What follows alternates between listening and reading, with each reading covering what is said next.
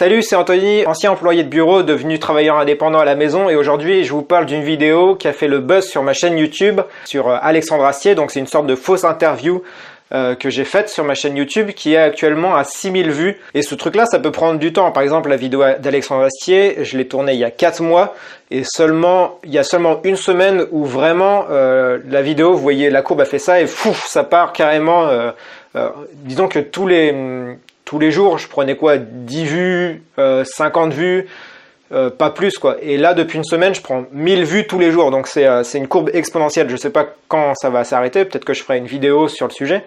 Mais ça peut prendre, tout ça pour vous dire que ça peut prendre du temps si vous faites une vidéo. Le défaut qu'on a bien souvent, c'est qu'on publie les vidéos et puis qu'on veut voir tout de suite qui regarde, combien il y a de personnes qui regardent la vidéo, quel est le nombre de personnes qui regardent la vidéo, combien on a de vues sur la vidéo. Mais finalement, ça peut prendre beaucoup de temps ces histoires-là parce que l'algorithme de YouTube peut prendre beaucoup de temps à analyser qui vient sur la vidéo. Quels sont les profils qui sont intéressés par la vidéo, qu'est-ce que ces gens-là regardent par la suite, et du coup va essayer de classer au mieux possible votre vidéo dans des sujets qui sont connexes à votre sujet. Je sais même pas si ça se dit connexe. Bien souvent, lorsqu'on commence une chaîne YouTube, on se teste, on cherche à faire du buzz. Une vidéo qui buzz, c'est une vidéo qui va être publié sur tous les comptes Facebook, tous les comptes Twitter de tout le monde. En fait, tout le monde va partager cette vidéo, va en parler. Et sur YouTube, il n'y a même plus besoin d'en parler pour qu'une vidéo fasse le buzz. Il suffit que beaucoup de personnes regardent une vidéo pour que la vidéo remonte dans les recherches ou remonte dans les propositions. Vous savez, c'est la colonne à droite qu'on a à côté des vidéos. Et le fait que beaucoup de personnes s'intéressent à telle vidéo, ou en tout cas beaucoup de personnes d'un certain type s'intéressent à une vidéo, ça va la faire remonter. C'est ce qui s'est passé avec ma vidéo de Alexandre Astier, dans lequel beaucoup de personnes se sont intéressées d'un coup à cette vidéo. Et comment lancer une chaîne YouTube? En fait, il faut tester beaucoup de formats, beaucoup de choses.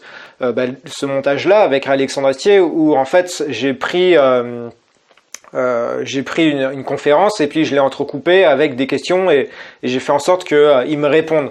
Et j'ai fait plein d'autres tests en fait où c'était simplement des podcasts transformés en vidéo. Et pour lancer une chaîne YouTube, c'est ce qu'il faut faire. Il faut tester beaucoup de choses pour trouver ce qui nous convient le mieux.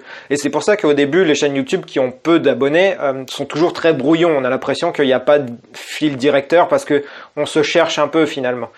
Parce que je pense que le changement, c'est vraiment la première pierre à l'édifice de la création, de la créativité. C'est-à-dire que si vous voulez avoir de la créativité, ça passe par le changement. Vous allez devoir changer de vision, changer d'état d'esprit, changer de route quand vous allez travailler, changer la disposition de vos meubles chez vous, changer la déco, ça va passer peut-être par du minimalisme et tout ça. Donc on va parler de tout ça dans cette chaîne YouTube, mais juste avant, je vais vous parler du buzz de cette vidéo. Quand vous voulez chercher à faire du buzz, c'est ce que disait André Parabellum, qui est un recordman de vente de produits en ligne.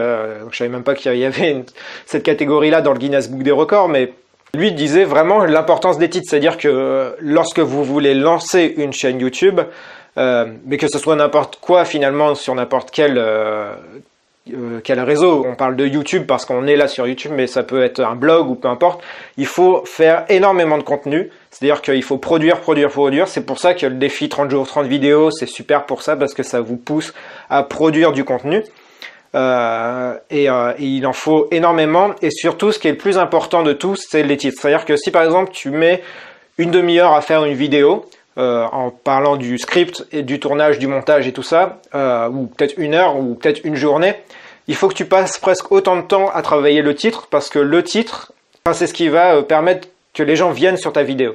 Moi, je pense que sur cette vidéo-là d'Alexandre Astier, c'est surtout le mot Astier finalement qui fait tout. C'est surtout le fait qu'il y a Alexandre Astier et qu'il prend la parole je le fais prendre la parole dans cette vidéo. J'aurais pu très bien faire une vidéo où je présente les travaux d'Alexandre Astier en faisant toute sa bio, en parlant de qui il est, d'où il vient et tout ça. J'ai voulu quelque chose de plus interactif, quelque chose que j'avais jamais vu nulle part. Et je me suis dit, tiens, ce serait intéressant que ça existe. Donc le pilier principal pour avoir du trafic sur sa chaîne, c'est l'autorité. C'est-à-dire de donner l'impression aux personnes que vous maîtrisez un sujet donné.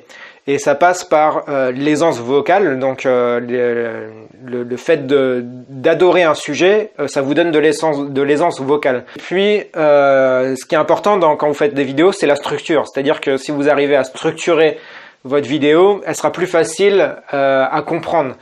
Et l'avantage de ce format-là, c'est que la structure, elle est déjà donnée par la conférence sur laquelle vous allez vous appuyer. Quand vous trouvez ce genre de vidéo très longue, la plupart des gens ne l'ont pas vu ou l'ont vu mais se sont arrêtés au début, ça peut être intéressant de élaguer justement et de prendre juste les petits passages qui sont le plus intéressants et de refaire une sorte de montage vidéo plus dynamique, plus digeste, et de le donner. C'est un peu ce qui se passe finalement lorsque les gens font des résumés de livres ou parlent de livres. C'est-à-dire qu'un livre, c'est super chiant à lire. C'est quoi? C'est 2 mois de lecture peut-être pour certains. Enfin moi en tout cas, je mets 2 mois pour lire un livre parce que je suis très mauvais lecteur.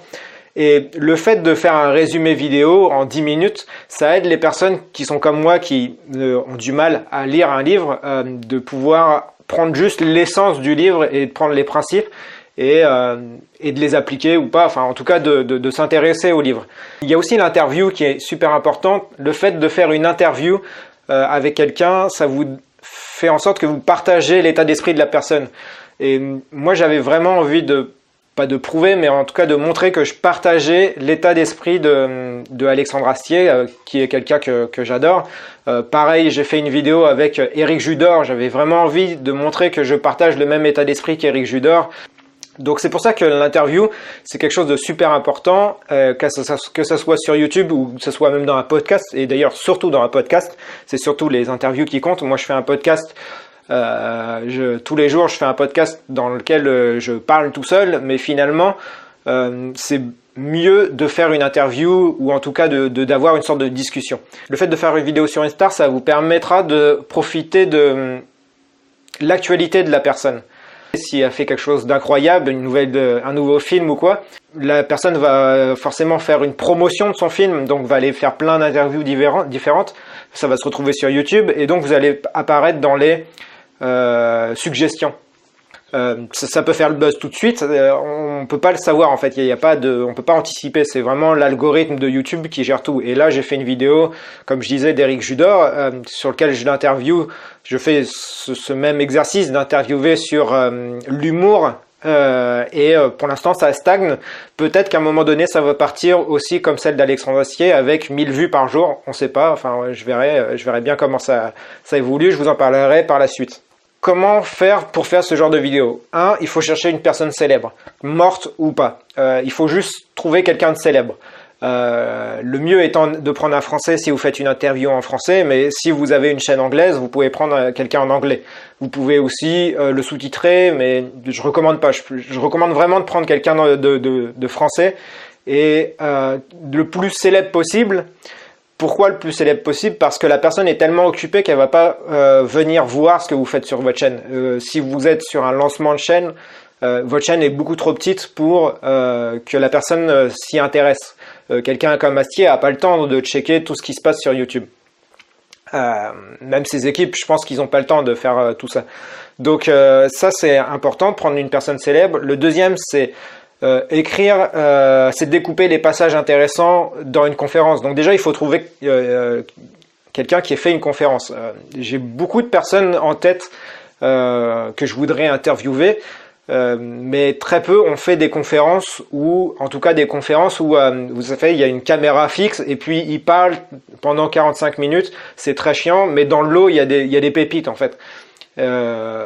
Et ben ça c'est très difficile à trouver, même pour une star qui est mondialement connue en français, et c'est pas évident de trouver. Donc ça passe par beaucoup de recherche et de la chance.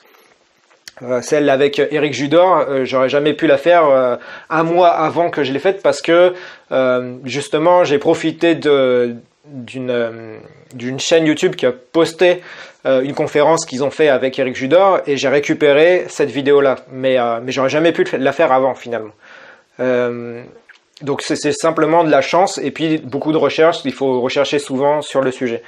il faut écrire des questions en rapport avec les réponses. C'est-à-dire que la personne va expliquer quelque chose dans ses vidéos et il faut écrire des questions qui en découlent. Donc il faut avoir pas mal d'imagination et surtout il faut essayer de guider un peu le sujet pour que ça soit raccord avec votre chaîne YouTube. Il faut s'adresser directement à la personne, donc il faut un peu jouer un rôle, c'est-à-dire qu'il faut dire bonjour, monsieur Astier, machin, il faut jouer le rôle. Il faut aussi dire explicitement que c'est une fausse interview, c'est important, il faut pas leurrer les gens. J'ai une petite anecdote sur ça justement que je vais vous partager. Au lycée, on avait un kebab juste à côté de notre lycée, qu'on adorait tous aller, et le mec avait un tampon, vous savez, c'est les tampons où derrière la carte de fidélité, vous avez les tampons, et puis au bout du 10e tampon, vous avez un kebab gratuit. Et j'adorais faire des faux à l'époque, et donc j'avais pris un carton justement avec ces cases-là. J'avais gravé dans ma gomme le logo, parce que le logo était super simple, c'était juste un gros M, parce qu'il s'appelait le Mésopotamie, je crois, ou un truc comme ça.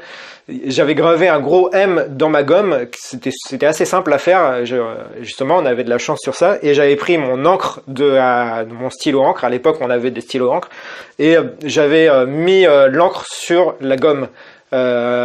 Et du coup je faisais des tampons je tamponnais moi-même mes cartes de fidélité, et puis arrivé devant le mec, je disais bah voilà, j'ai dit kebab, j'ai acheté 10 kebabs, j'ai le droit à celui qui est gratuit.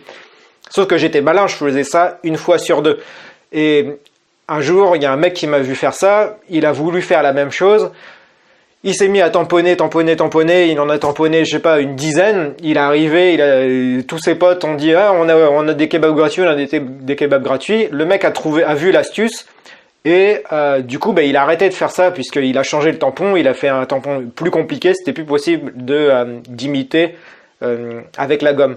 Tout ça pour dire, la petite anecdote, c'est pour vous dire que si vous utilisez des techniques de gros hacking, on peut dire ça comme ça, ou en tout cas des techniques de hacker, comme cette vidéo qui a fait le buzz sur ma chaîne, il faut vraiment être sincère avec les gens, c'est-à-dire que vous pouvez pas vous mettre à truander les gens et leur dire ben non, c'était vraiment une interview, j'étais vraiment avec Alexandre Astier. Il faut vraiment expliquer aux gens c'est une fausse interview, que c'était fait réaliser avec montage et tout ça. Donc cette petite anecdote vous montre que si vous voulez trop en faire, si vous vous mettez à faire des interviews dans tous les sens, si vous utilisez trop des outils de hacker, ça peut vous être contre-productif, c'est-à-dire que vous pouvez plus le faire finalement, vous êtes peut-être blacklisté, peut-être que YouTube peut me fermer ma chaîne pour ces histoires-là.